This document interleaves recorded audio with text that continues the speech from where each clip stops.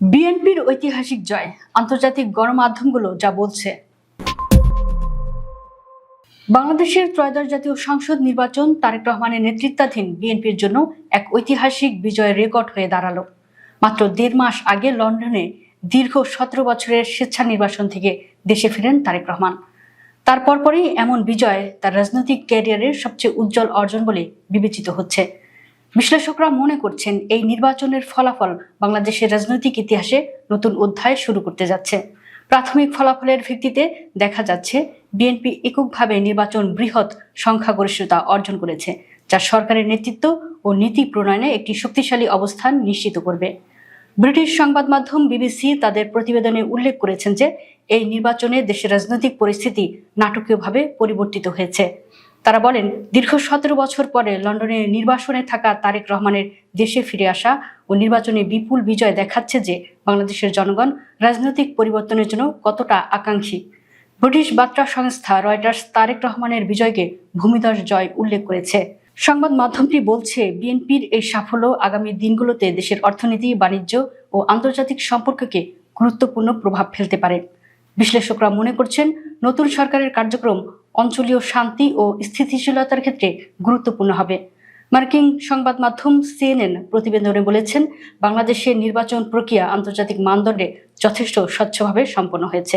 তারা মনে করছে, তীব্র রাজনৈতিক প্রতিদ্বন্দ্বিতার মধ্যেও জনগণ নির্দলীয়ভাবে ভোটাধিকার প্রয়োগ করেছে, যা দেশের গণতান্ত্রিক স্থিতিশীলতার ইঙ্গিত বহন করে।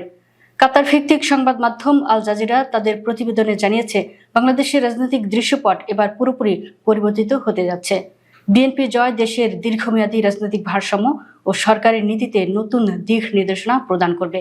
ব্রিটিশ পত্রিকা দ্য গার্ডিয়ান লিখেছে, নির্বাচনে এই ফলাফল দক্ষিণ এশিয়ার রাজনৈতিক মানচিত্রে প্রভাব ফেলতে পারে, কারণ বাংলাদেশ একটি গুরুত্বপূর্ণ অর্থনৈতিক ও কৌশলগত দেশ।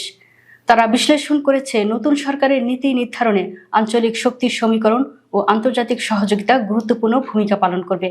রাজনৈতিক বিশ্লেষকরা মনে করছেন, বিএনপির এই জয় শুধু দেশের অভ্যন্তরীণ রাজনীতিতে নয়, আঞ্চলিক ও আন্তর্জাতিক পর্যায়ে বাংলাদেশের অবস্থানকেও প্রভাবিত করবে।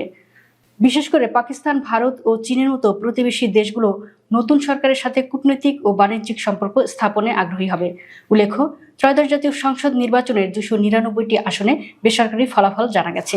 ঘোষিত ফলাফল অনুযায়ী বিএনপি ও তাদের জোট ২১৪টি আসন পেয়েছে। শুক্রবার নির্বাচন কমিশন সূত্রে এ তথ্য জানা গেছে। বৃহস্পতিবার দেশে সফলভাবে ত্রয়োদশ জাতীয় সংসদ নির্বাচনের ভোট গ্রহণ অনুষ্ঠিত হয়। এরপর রাতে ভোট গণনা শেষে সংশ্লিষ্ট রিটার্নিং কর্মকর্তারা ফল ঘোষণা শুরু করেন। ঘোষিত ফলাফলে বিএনপি এককভাবে ২১০টি আসন পেয়েছে। জোটের অন্যান্য শরিক দলের মধ্যে বিজেপি একটি, গণ অধিকার পরিষদ একটি, গণসংহতি আন্দোলন একটি ও এনডিএম একটি আসন পেয়েছে। বিএনপি নেতৃত্বাধীন এই জোটের মোট আসন ২১৪টি। অপরদিকে জামাতে ইসলামী এককভাবে পেয়েছে ৬৯টি আসন। এই জোটের অন্যান্য দলের মধ্যে এনসিপি ৬টি ও বাংলাদেশ খেলাফত মজলিস ২টি আসন পেয়েছে। জামাত জোটের মোট আসন ৭৭টি। দুই জোটের বাইরে ইসলামী আন্দোলন বাংলাদেশ একটি ও স্বতন্ত্র প্রার্থীরা ৭টি আসন পেয়েছেন।